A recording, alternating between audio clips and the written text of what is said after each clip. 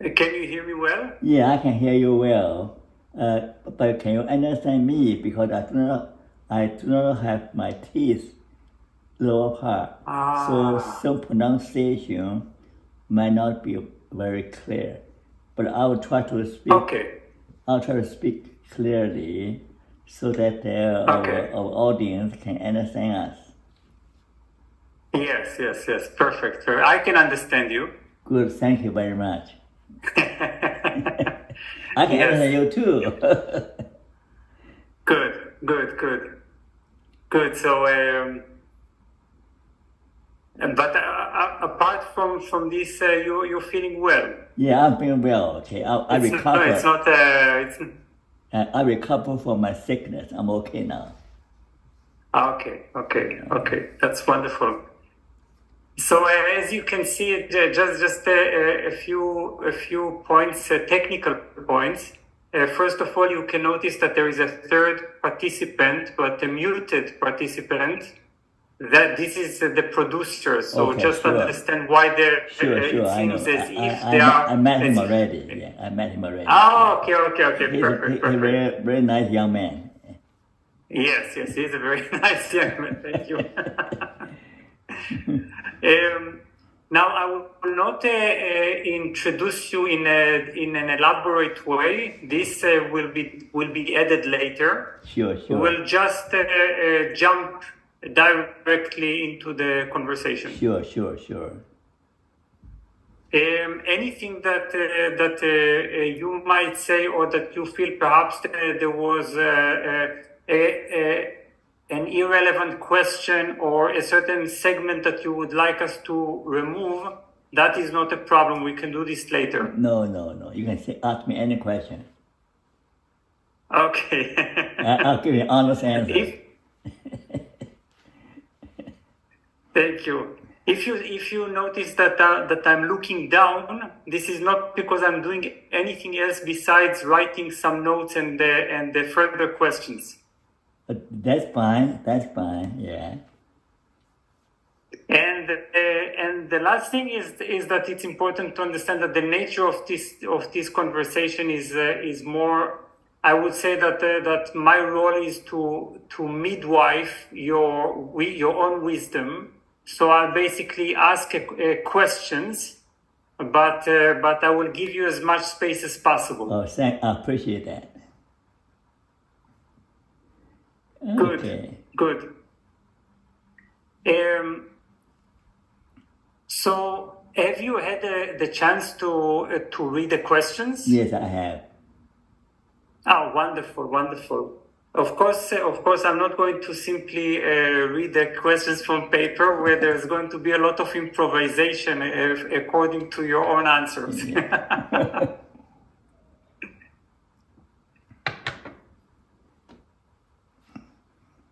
Wonderful. So, do you have any questions just before we're starting? No. I've done so many interviews, so I'm get used to the. Yes. You are surely highly experienced. Yes, very good. So, Nir, have we already started recording? Yes, we are recording. Okay, thank you so much. Good.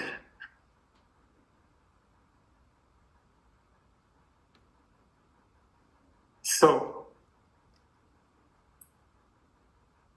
hello everyone.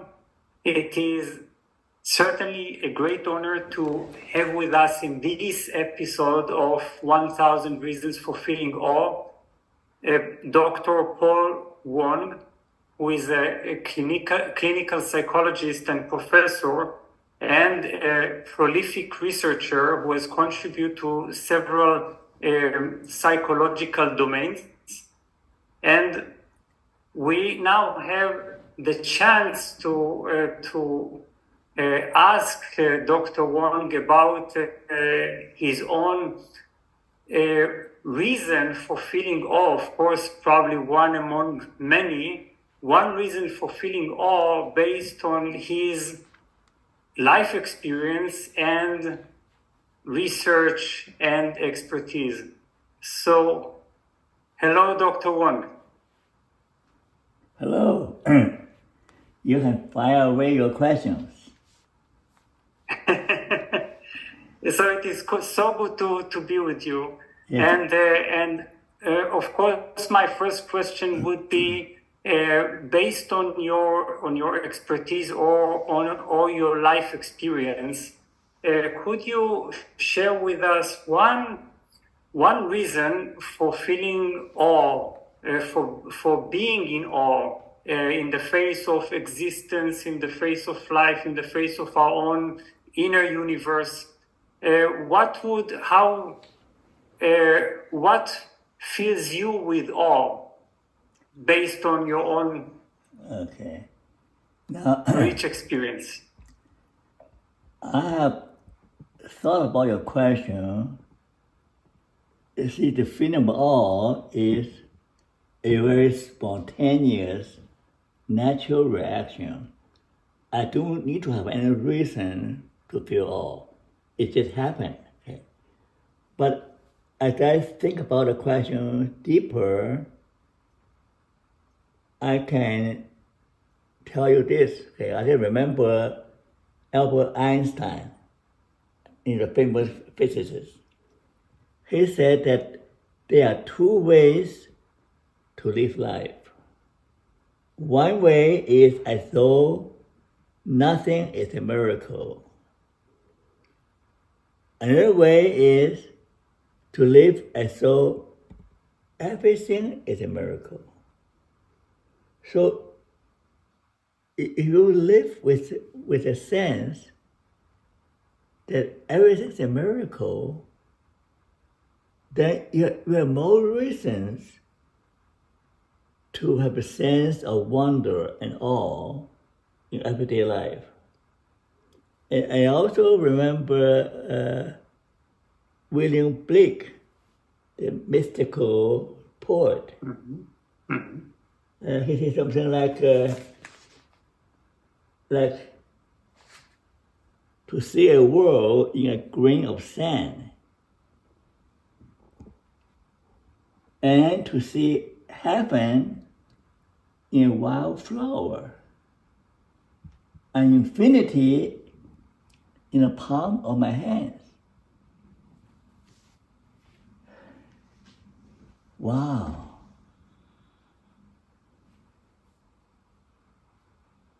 We're all made of stardust.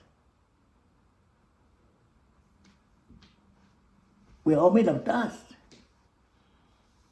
The world, the universe is dust. And yet, but somehow, that is alive. I'm made of dust, but I have life.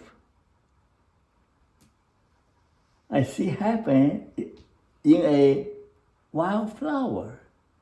Do you know, of all the flowers, I like wildflower, especially a single wildflower grown up in a rock. I said, wow, this flower on roadside grown up in a crack of a rock. So that caught my attention as a child. Oh, I said, look at it. Amazing. No soil. No attention, doesn't catch people's attention. But here, a little flower. What resilience. The vitality of life. So in my mind, the most beautiful flower is a little wildflower growing on the roadside from a rock.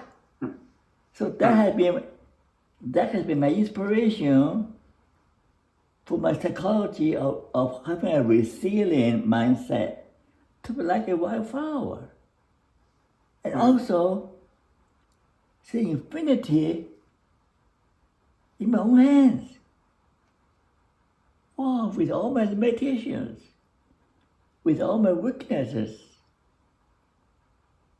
with all my flaws as a human being, I hold infinity in my hand. That means we are wonderfully made. Then we do amazing things. We can paint, we can play violin, we can play piano, we can create something and do something that is purely amazing. So the reason for sense of awe is more or less based on how you look at things. If you only see the material things, if you only see the dollar sign, how to get rich, then you miss out the wonder, the beauty of life.